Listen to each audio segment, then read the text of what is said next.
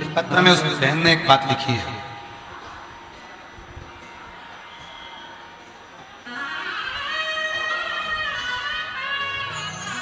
मैं आस्था चैनल वालों से कहूंगा इस पत्र की वो लाइन आप भी आस्था चैनल पर जरूर लिखा।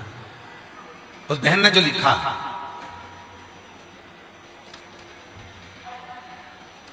उस बहन ने लिखा देवघर की, उस बहन ने पत्र में जो लिखा है, देवघर की कथा पंडाल में, आप लोग एलईडी पर पढ़ सकते हैं। बहन ने लिखा देवघर की कथा पंडाल में बैठकर सुने और प्रार्थना की बाबा ने 2025 की परीक्षा में 142 रैंक दिलाकर बाबा ने मेरे बेटे को आईएएस बना दिया, मेरे शिव की कृपा से। ये करुणा की, ये उदारता। और नीचे एक लाइन बड़ी सुंदर है, लुटा दिया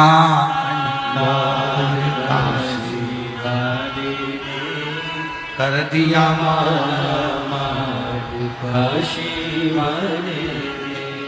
जो जैसी भावना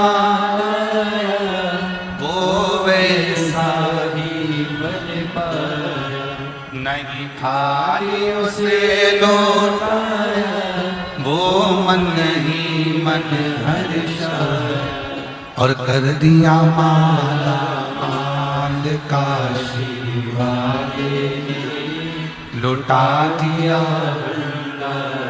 काशी वाले। कहाँ बैठे हो, शिव जी को उससे मतलब नहीं। पंडाल में बैठे हो कि पंडाल के बाहर बैठे हो, शिव जी को उससे मतलब नहीं। आगे बैठे हो कि पीछे बैठे हो, शिव जी को उससे मतलब नहीं। पंडाल में बैठकर सुन रहे हो, टीवी पर सुन रहे हो, मोबाइल पर सुन रहे हो, कथा कहां बैठकर श्रवण कर रहे हो, शिव जी को उससे मतलब। शिव तो ये देखते हैं कि तू अपना दिल, अपना मन, अपना भाव मुझसे कितना जोड़ रहा, कितना जोड़। फिर वही बात आ गई, बीज उल्टा गया जमीन में, सीधा गया जमीन में, पौधा जरूर लगेगा। जो शिव महापुराण की कथा में आया है, जैसे बीज जमीन में गया तो पौधा जरूर लगेगा, उसी तरह शिव महापुराण की कथा में आने वाले की झोली मेरा भोलेनाथ जरूर भरेगा। ये निश्चित, ये निश्चित। कहां बैठे हो उससे मतलब नहीं, आप कहां बैठे हो, कहां बैठकर कथा सुन रहे हो, कहां बैठे हो, आगे बैठे हो, पीछे बैठे हो, दाएं बैठे हो, बाएं बैठे हो, उसको मतलब नहीं। उसको तो मतलब है तुम बैठकर मेरा गुणगान कर, मेरा।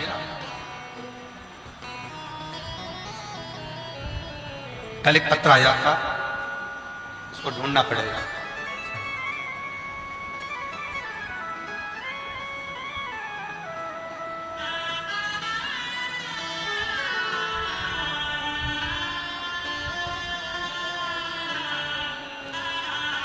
उस पत्र में किसी भाई ने लिखा था कि मैं बाबा की कृपा से खूब उन्नति कर रहा हूं, आगे बढ़ रहा हूं, पर दुनिया के लोग, परिवार के लोग और भी मिलने वाले लोग मुझसे ईर्ष्या कर रहे हैं।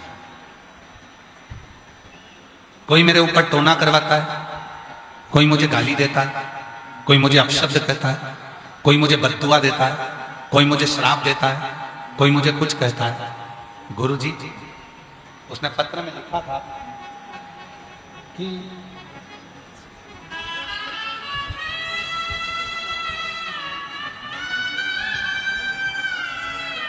उसने पत्र में लिखा था कि मैंने अपनी जिंदगी में शिव महापुराण की कथा सुनकर एक नियम लिया कि मैं किसी का दिल कभी नहीं दुखाऊंगा। इसलिए मैं अपनी दुकान करता हूं, अपना व्यापार करता हूं, मैं कहीं ज्यादा जाता आता नहीं। कहीं बैठा हो वो व्यक्ति तो वो, उसका पत्र ढूंढना पड़ेगा, उसका नाम ढूंढना पड़ेगा। पर लोग मुझे अपशब्द कहते हैं, लोग मुझे ताना देते हैं, लोग मुझे बद्दुआ देते हैं, लोग मुझे श्राप दे देते हैं। पहले मैं जब बहुत छोटा था, मेरी एक दुकान थी छोटी सी, और मैं बहुत गरीब परिस्थिति में था, तब कोई मुझे ना तो बदुआ देता था, ना श्राप देता था, ना अपशब्द कहता था, ना लोग मुझसे जलते थे, ना ईर्ष्या करते थे। अब तो लोग मुझसे ईर्ष्या करते, बदुआ देते, अपशब्द कहते हैं। गुरुजी, कोई मुझ पर कुछ कर ना पाए और किसी की नजर मुझे ना लगे, उसके लिए मुझे क्या करना चाहिए? उसने प्रश्न किया। आज हम उसका उत्तर दे देते हैं। अगर वो बेटा कथा सुन रहा हो तो केवल 2 काम करो। एक, मां की सेवा करो, अपने घर में जो मां है उसकी सेवा करो, और दूसरी महादेव की सेवा करो। बस, फिर कुछ नहीं बिगड़ना।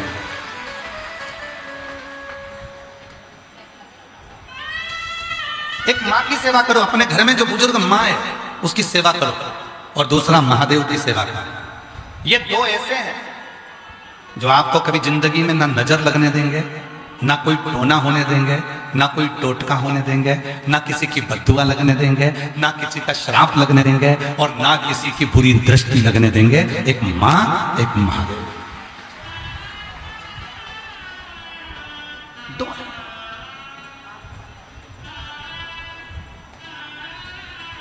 एक मां और एक महादेव। ये 2 ऐसे हैं। एक मां और एक महादेव ऐसे हैं जिनकी सेवा हमें नजर से बचा लेती है। इनका आशीर्वाद दुनिया में किसी की सामर्थ्यता नहीं है कि काट दो। एक मां का आशीर्वाद, एक महादेव का आशीर्वाद ऐसा होता है कि इसकी कहीं काट नहीं हो सकती। दुनिया में कोई की सामर्थ्यता नहीं है कि मां और महादेव के आशीर्वाद को कोई काट दे।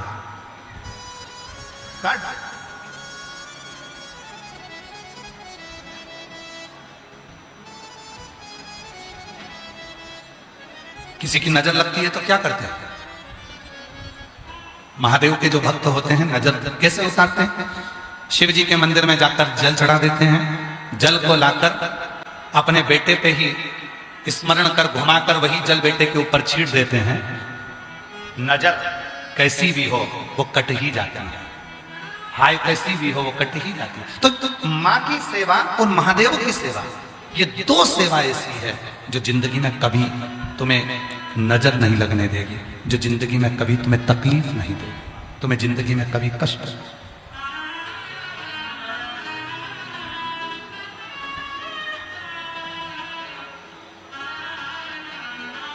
कर सेवा तू लगन लगाकर, मन में सच्चा भाव जगाकर, और ये की आंखें खोलो रे, अब भोले के भोलो, ये की आंखें खोलो रे, अब भोले के भोलो रे। बस 2 सेवा करना। घर में बुजुर्ग माँ है उसको प्रणाम करो, घर में बुजुर्ग माँ है उसकी सेवा कर लो, घर में बुजुर्ग पिता है उसकी सेवा कर लो, घर में बुजुर्ग पिता है उसकी आदर कर लो, और एक मेरे महादेव की सेवा, मेरे शिव की सेवा। बहुत है, बहुत।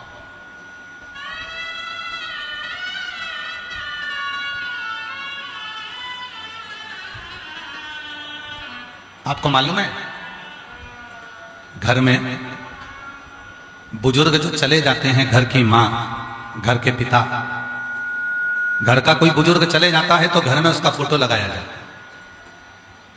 क्यों लगाते हैं? किस लिए लगाते हैं? उनका फोटो देखेंगे तो हमें क्या मिलेगा?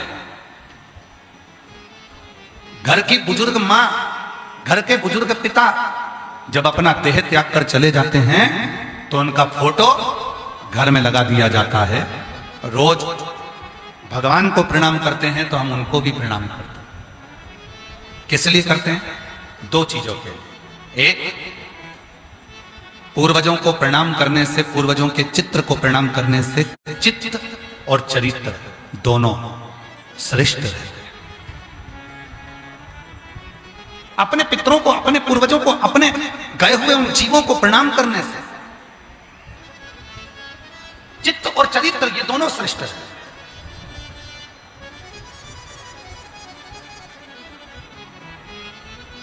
पर आज के जमाने में तो नए नए लोग आते हैं, सोशल मीडिया पे आकर कह जाते हैं कि पितरों का फोटो मत लगाना, कह देते हैं कि बुजुर्गों का घर में फोटो ही मत लगा। और हम तो यहां तक कहते हैं, जो तुमसे कह देना, कहीं का महाराज तुमसे कह दे कि अपने पितरों का, अपने पूर्वजों का फोटो मत लगा, वही महाराज अपना खुद का फोटो लगवा देता है तुम्हारे घर में कि हमारा लगाओ पर अपने पूर्वजों का मत लगाओ, हमें पूजो पर अपने पूर्वजों को मत पूजो, हमारी पूजन करो पर अपने पितरों की पूजन मत करो। आज के जमाने में लोग इतना डरा देते हैं कि पितरों का फोटो यहां मत लगाओ, पितरों का फोटो वहां मत लगाओ, पितरों का फोटो यहां मत लगाओ, अपने माता पिता का फोटो यहां मत लगाओ, अपने माता पिता का फोटो वहां मत लगाओ, भ्रम में डाल दो।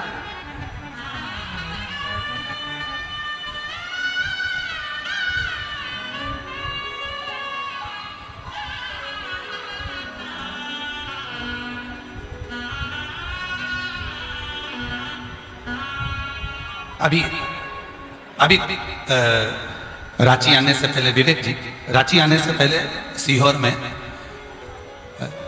प्राण प्रतिष्ठा महोत्सव था मुरली मनोहर मंदिर में। विवेक जी, जब उसकी सूचना हमने किसी को नहीं दी थी, कारण था गर्मी बहुत तेज थी, सीहोर आप लोग आते, वहां थोड़ा पानी का तकलीफ होता, इसलिए उस अनुष्ठान को, प्राण प्रतिष्ठा को हमने गोपनीय रूप से, कलयुग में सतयुग, त्रेतायुग और द्वापर युग, इन तीनों का समावेश कुबेरेश्वर धाम की धरा पर कर दिया। शंकर पार्वती जी, सीताराम जी और कृष्ण राधा जी कुबेरेश्वर धाम पर कलयुग में सतयुग, त्रेता और द्वापर। अब कई लोगों ने कहा, क्यों गुरुजी आपने एक ही मंदिर में शंकर पार्वती को विराजमान करा, एक ही मंदिर में सीताराम जी को विराजमान करा, एक ही मंदिर में कृष्ण राधा को विराजमान करा, ऐसा क्यों? हमने कहा पूरी शिव महापुराण को पढ़ा, स्कंद पुराण को पढ़ा, कूर्म पुराण को पढ़ा, विष्णु पुराण को पढ़ा, 18 पुराणों को पढ़कर देख लिया, सभी पुराणों में एक ही चीज मिली कि भगवान नारायण के दिल में अगर कोई बसते हैं तो शिव बसते हैं, और शिव के दिल में अगर कोई बसते हैं तो नारायण बसते हैं। शिव जी को प्रेम है राम और भगवान कृष्ण से, और राम और भगवान कृष्ण को प्रेम है भगवान शिव से। इसलिए सतयुग, त्रेता और द्वापर का समावेश कलयुग में कुबेरेश्वर धाम पर कर दिया, जिससे सारे शिव भक्त मुरली मनोहर मंदिर का जब दर्शन करने आए तो उनको सतयुग, त्रेता और द्वापर का दर्शन कलयुग में जब एक जगह पर, एक ही मंदिर में होगा, तो उनकी जिंदगी सार्थक हो जाए, उनकी जिंदगी का सारा दुख मिट जाए। अब विवेक जी, बात यहां अड़ी कि यज्ञ चालू हुआ,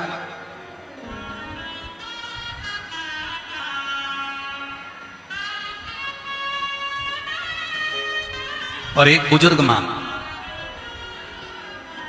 पति नहीं था, प्राण छोड़ चुका था, बुजुर्ग थे,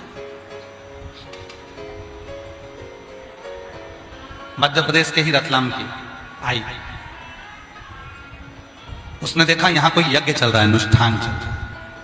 उसने कहा, क्या मैं बैठ जाऊं अनुष्ठान में? पर मैं विधवा हूं, विधव्य हूं। अब उसकी बात सुनकर हमको पहले तो बहुत ऐसा लगा कि उसने कहा कि मैं विधवा हूं, पर तुमरुका जी ने चंचुला देवी का पति प्रेत योनि में पड़ गया, चंचुला देवी का पति प्रेत योनि में चले गया, चंचुला देवी वेधव्य हो गई, विधवा हो गई, और वेधव्य होने के बाद चंचुला देवी मां जगत जननी जगदम्बा अम्बा पार्वती के सामने जब पहुंची, उनकी सहेली बन गई। अब जरा विचार करिएगा, अपनी बुद्धि में लीजिएगा, विवेक में लीजिएगा। चंचुला देवी वेधव्य है, चंचुला देवी जिसका पति मर चुका है, प्रेत योनि में जा चुका है, वो चंचुला वेधव्य है, विधवा है, और पार्वती जी की सहेली बन जाती है, कैलाश पर जाकर मां पार्वती जी की सखी बन जाती है। बुद्धि में आया। चंचुला देवी, आज शायद ये कथा बहुत सारे लोगों को पेट दर्द करा दे। आज की ये कथा ना जाने कितने लोगों को काली मिर्च लगा सकती है। चंचुला देवी प्राण त्यागने के, चंचुला देवी प्राण त्याग कर भगवान शिव के धाम में मां जगत जननी जगदम्बा अम्बा पार्वती जी की सहेली बन जाती है। पार्वती जी के सामने चंचुला देवी हाथ जोड़कर खड़ी थी कि मेरा पति मर चुका है, मैं बेधव्य हूं। इतने में स्वयं पार्वती जी ने जो शब्द कहा, शायद संपूर्ण पृथ्वी पर